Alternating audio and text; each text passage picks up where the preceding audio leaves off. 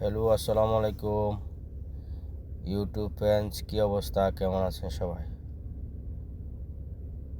তবে আমার এই আজকের যে topic doctor Yunus sir and আমাদের হিরো ইলিয়াস কাঞ্চনকে নিয়ে কিছু কথা বলবো। এই জন্য বলার আগে এবং কি শোনার আগে আমার চ্যানেলটা সাবস্ক্রাইব করে দিবেন। Thank you very much. Ilias Kanchan direct আমাদের তত্ত্বাবধায়ক সরকারের প্রধান উপদেষ্টা ডক্টর ইউনূস স্যারকে উদ্দেশ্য করে বলছে যে ডক্টর ইউনূস স্যার 5 মাসে কি করছে, দেশের জন্য কি করছে।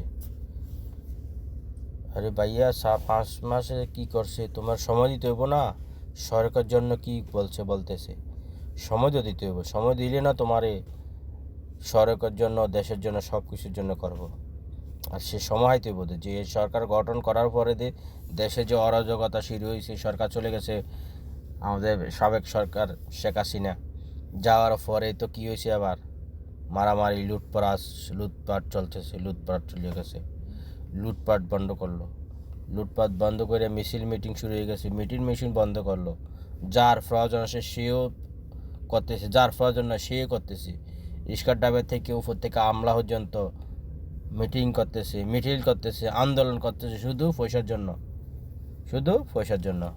তো আমাদের সাবেক প্রধানমন্ত্রী শেখ হাসিনা থাকা অবস্থা 15 বছর ভিতরে কারো মিটিং করতে দেখি নাই, কারো কি করতে ওই যে আন্দোলন করতে দেখি নাই। তখন তো সবাই লেবেন চোষ মুখে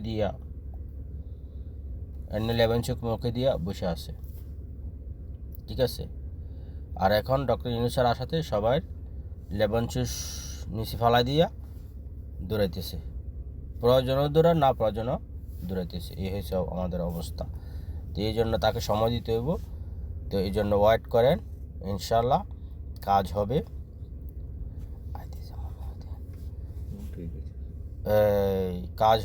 সময় দিতে হইব ডক্টর ইউনূস স্যারকে। ইনশাল্লাহ স্যার আমাদের কাজ করবে, সমস্যা নাই, লক্ষ্য পৌঁছে যাব আমরা। আর হলো কি,